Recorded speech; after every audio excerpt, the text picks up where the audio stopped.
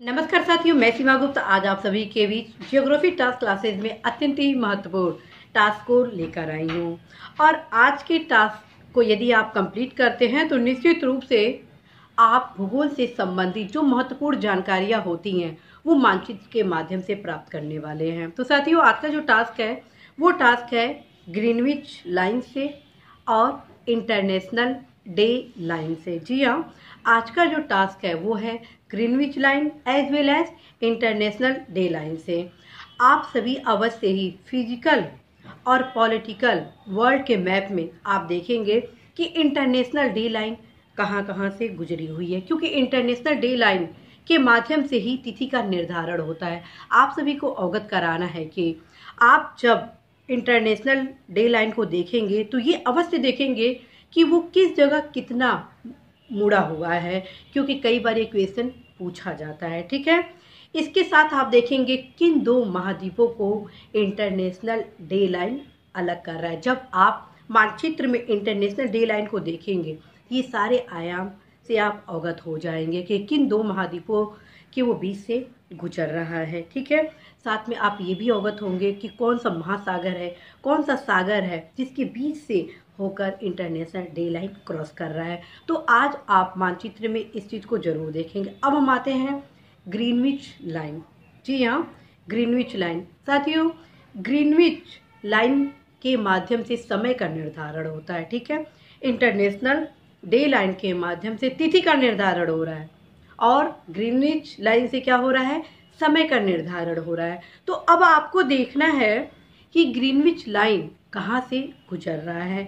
आप जब map wall map देखेंगे तो देखेंगे बीच से जो लाइन गई है वही ग्रीनविच लाइन है। ठीक, तो आप उसको देखें कि किन किन देशों से ग्रीनविच लाइन क्रॉस कर रही है। ये भी आपको देखना है कि किस महाद्वीप पे सर्वाधिक क्रॉस किया गया है, क्योंकि कई बार क्वेश्चन ये भी पूछा जाता है कि ग्रीनविच लाइन अफ्रीका के किन किन देशों से होकर गुजर रहा है, कहाँ पर सर्वाधिक, किस देश में सर्वाधिक ग्रीनविच लाइन का विस्तार है। ये बात अलग है कि ग्रीनविच लाइन से टाइम का निर्धारण हो रहा है, but geographical point of view से क्वेश्चन ये पूछा जाता है।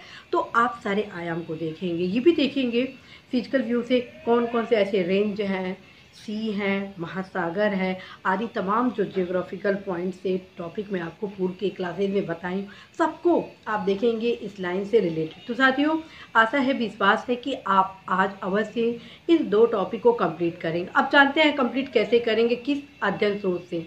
तो आप सभी को मैं पहले ही बता दी, आप सभी वॉल मैप से अध्ययन करेंगे, physical as well as political map से, वर्ल्ड मैप से। ओके, आफ्टर दैट आपकी क्या मतलब वे होना चाहिए, जो टीटी के मैप है अथवा ऑक्सफोर्ड मैप है, इससे भी आप करेंगे ताकि रिवीजन हो जाएगा। और छोटे छोटे कुछ ऐसे लोकेशन हैं जो कि वॉल मैप में नहीं दिया गया, इस किताब में दिया गया है, ये आपका क्लियर हो जाएगा। साथ में आप अवश्य ही एनसीईआरटी में इस टॉपिक को पढ़ेंगे, क्योंकि एनसीईआरटी में इस टॉपिक से संबंधित तमाम महत्वपूर्ण फैक्ट का समायोजन किया गया है जो कि परीक्षा में बहुत ही महत्वपूर्ण है। तो साथियों, आज आप अवश्य इस टास्क को कंप्लीट करिएगा। मैं पूरा विश्वास के साथ यह कहना चाहती हूँ कि यदि आप लगातार मेरे द्वारा उपलब्ध कराए गए टास्क क्लासेस को एग्जीक्यूट करेंगे तो 100% फ्रेंड्स आप सभी अवश्य ही अपने हर एक सब्जेक्ट में अव्वल होने वाले हैं। और तत्क्रम में आप न सिर्फ समीक्षा अधिकारी, सहायक समीक्षा अधिकारी परीक्षा में सफलता प्राप्त कर सकते हैं, बल्कि आप सभी टॉपर भी बन सकते हैं। आप सभी को ढेर शुभकामनाएं देती हूँ कि आप अवश्य अपने लक्ष्य में सफल हो। All the best.